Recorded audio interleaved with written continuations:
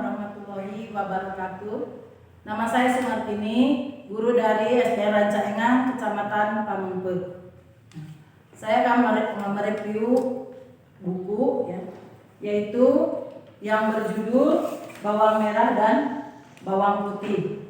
Sedangkan penulisnya adalah Tira Ikra Negara dan diterbitkan oleh Serbajaya Surabaya. Dan halamannya terdiri dari halaman 1 sampai 21. Inilah hasil review buku dengan bentuk Ishikawa Fishbone. Dongeng ini menceritakan tentang suatu kisah tentang seorang gadis yang bernama Bawang Putih. Ia tidak punya ibu dan ia tidak punya bapak. Dia hidup dengan ibu tirinya dan juga memiliki anak seumuran dengan bawang putih, yaitu yang bernama bawang merah. Setiap hari bawang putih diberikan tugas yang berat oleh ibu tirinya, yaitu untuk mengambil air ke sumber air dengan jarak tempuh yang sangat jauh dari rumahnya. Sementara bawang merah hanya tidak pernah disuruh oleh ibunya, dia hanya bersolek dan bermalas-malasan. Bawang putih diperintahkan untuk mencari ranting-ranting kayu bakar untuk memasak nasi dan memasak. Dengan tanpa rasa menyesal, dengan ketabahannya, dia menjalani hidupnya itu dengan ikhlas. Dan sementara dia juga ditugaskan untuk memberi makan ayam, membersihkan rumah, dan mengambil kayu bakar, tapi dia tidak pernah mengeluh. Lain halnya dengan bawang merah, dia tidak pernah disuruh untuk membantu ibunya. Pada suatu hari, bawang putih disuruh ibunya untuk mencuci pakaian yang kotor, pakaian-pakaian kotor dengan jumlah yang sangat banyak. Dia pergi ke sungai. Di tepi sungai dia melihat atau mendapatkan ikan di tepi sungai yang menggelepar-gelepar. Dan ia memungutnya ikan itu, kemudian ikannya dimasukkan ke dalam sungai. Tiba-tiba ikan yang tadi masuk ke dalam sungai, dia menyembul ke luar air sungai. Dan dia berkata, "Terima kasih bawang putih, kau telah menolongku. Kau memang sangat baik, mengasihi makhluk hidup.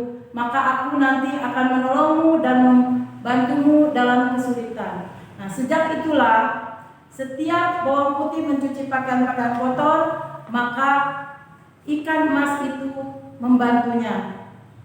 Bawang putih merasa heran. Ikan dapat berkata, "Kenapa kamu bisa bicara?"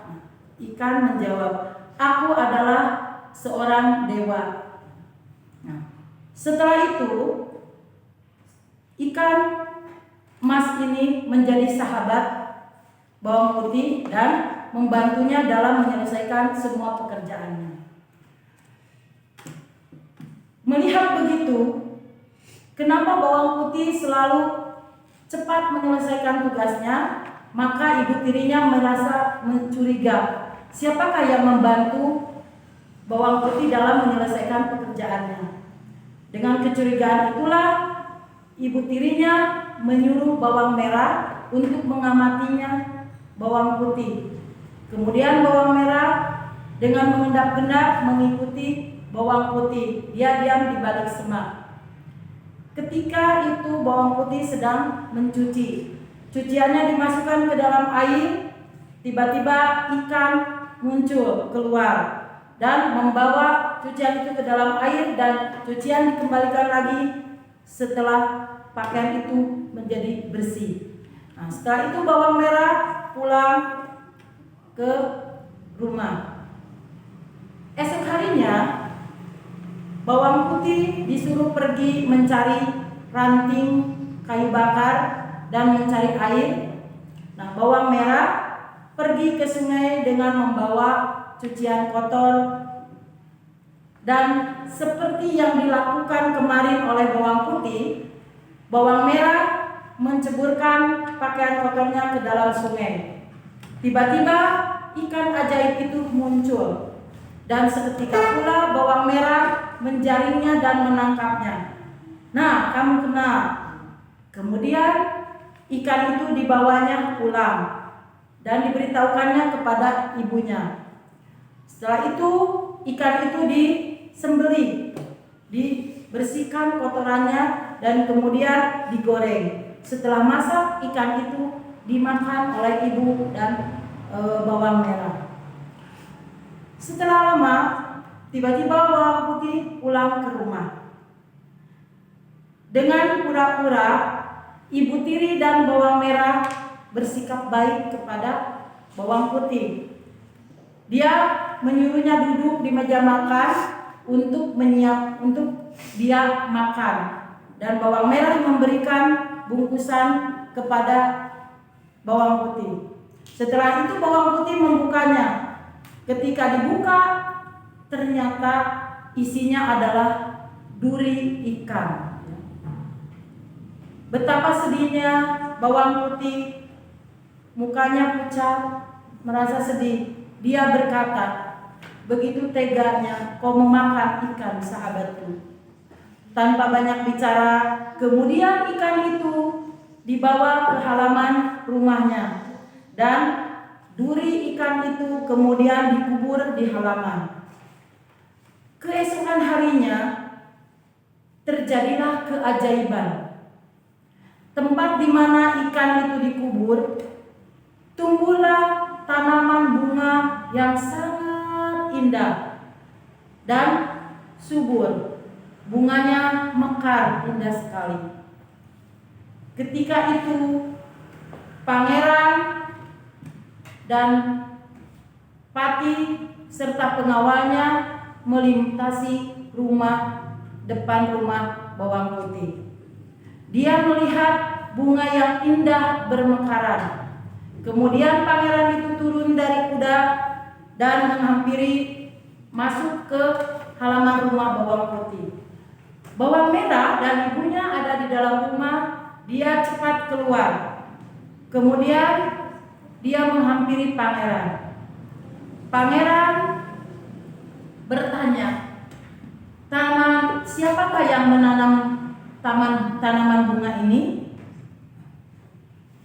Bawang merah menjawab, saya pangeran. Tetapi tiba-tiba dari dalam rumah keluarlah bawang putih menghampirinya, dan pangeran melihat bawang putih dengan dia beradu pandang antara mata bawang putih dan pangeran. Pangeran merasa tertarik oleh bawang putih, maka dia bertanya, "Siapakah adik ini?" "Oh, saya." Dijawab oleh bawang merah, "Dia adalah pembantu."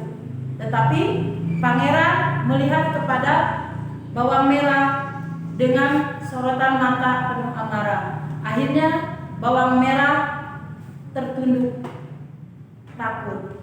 Nah, pangeran bertanya lagi, "Siapakah nama adik ini?" Bawang putih menjawab, "Nama saya adalah bawang putih." "Oh, jadi adiklah yang namanya bawang putih yang selama ini saya cari.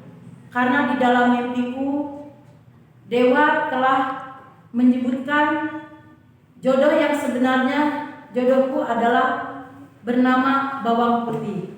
Nah, dengan memegang tangan bawang putih, pangeran bertanya, "Apakah adik mau menjadi istriku?"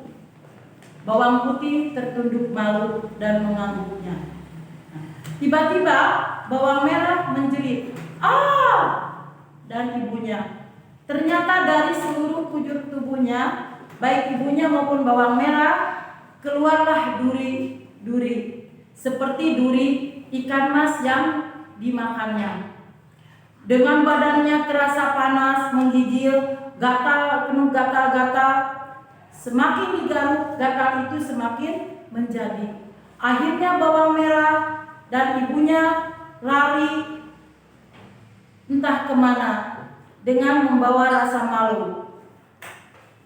Tiba-tiba pangeran dengan memegang tangan bawang putih, dia membawanya ke istana kerajaan.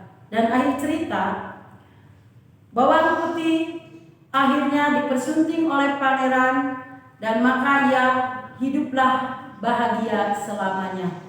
Wassalamualaikum warahmatullahi wabarakatuh.